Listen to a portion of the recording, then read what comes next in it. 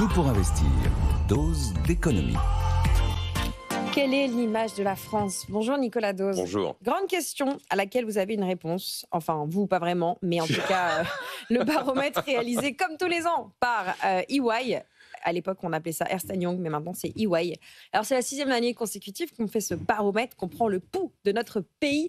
Et on reste le pays le plus attractif d'Europe pour les investissements étrangers. Comment ça s'explique? Ça fait la 6e année qu'on est à la tête de ce baromètre. Alors, ça s'explique par des atouts de la France qui sont plus que validés, dont un qui a repris la tête de gondole, c'est le côté énergie décarbonée. Énergie décarbonée grâce au nucléaire, très clairement. Après, il y a le positionnement pro-numérique, pro-intelligence artificielle. Probablement que c'est un effet de la grand-messe qui a été organisée au Grand Palais, même si c'était plus un exercice de communication qu'une grande bascule de la France dans l'IA, on est d'accord.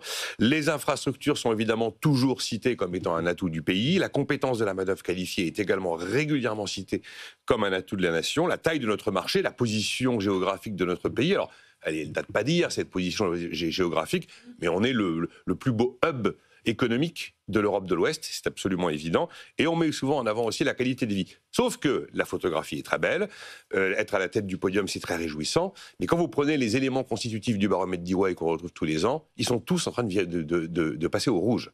C'est là qu'on regarde le nombre de projets. 1025 projets en 2024. Et c'est une baisse de 14%. Et puis après, on regarde le nombre d'emplois par projet. Seulement une trentaine d'emplois créés par projet. Et c'est là où notre première place, elle est quand même, il faut la relativiser. Parce que quand vous regardez le nombre de projets, c'est très bien. Il faut voir aussi les montants qu'il y a dans chaque projet. Oui. Et là, on n'est pas forcément en tête du podium, enfin en tête du classement.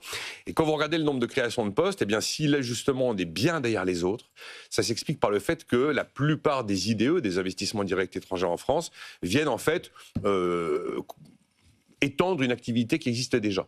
Et assez peu viennent lancer une nouvelle activité sur le sol français. Okay. Et puis dans le baromètre, on a deux secteurs là pour lesquels le solde entre le plus ou le moins est clairement négatif, c'est pour la chimie et pour l'automobile. Donc on est numéro 1, très bien, pour la 6e année consécutive, très bien. Seulement, les voyants virent au rouge, et quand on décortique chacun de ces voyants, on n'est pas du tout forcément en tête des nations européennes. Intéressant. Bon, on a évoqué les atouts de la France qui expliquent quand même cette place de leader pour la 6e année consécutive.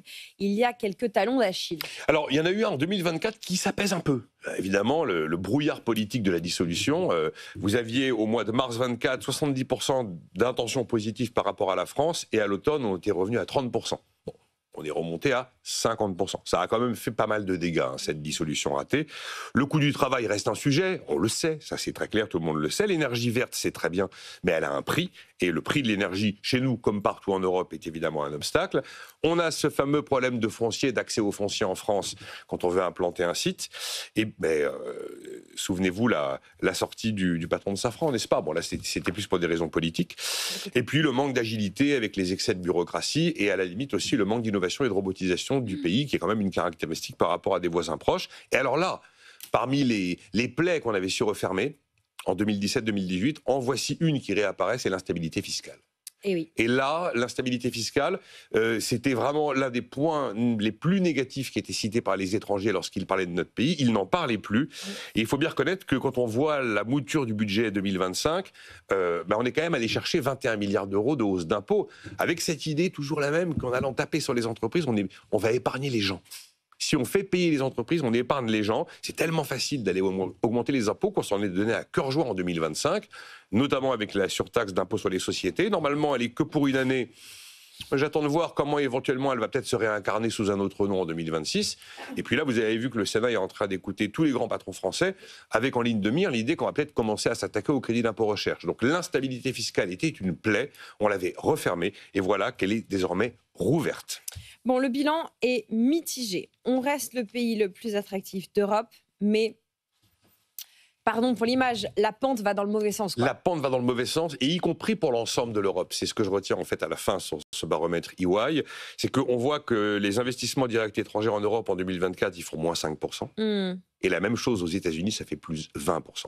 Ça veut dire qu'aujourd'hui, il y a une attractivité retrouvée de l'Amérique, pas grâce à Donald Trump, principalement grâce à l'héritage de Joe Biden. Ouais. Quand on met 350 milliards dans l'IRA pour attirer des investissements liés à la transition écologique, quand on met 250 milliards pour faire le CHIPS Act et promouvoir l'industrie des semi-conducteurs sur le sol américain, il y a un moment...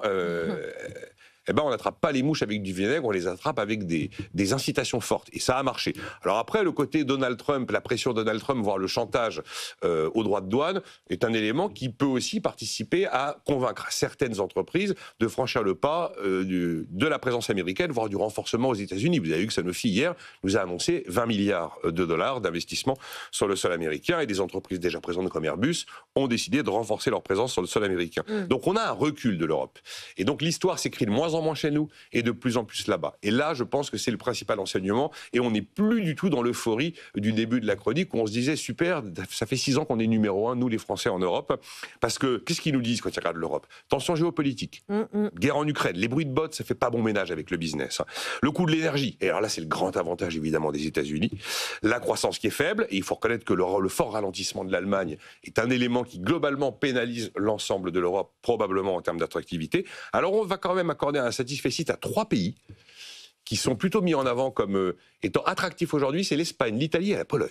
Okay. Bon, maintenant, on verra, ça va être intéressant de voir l'ambiance, l'état d'esprit qui va remonter de Choose France, qui va se tenir lundi prochain. C'est la grand-messe annuelle organisée par l'Élysée pour promouvoir l'image de la France auprès des entreprises du monde entier, qui se tient désormais depuis je ne sais pas combien d'années, tous les ans à Versailles.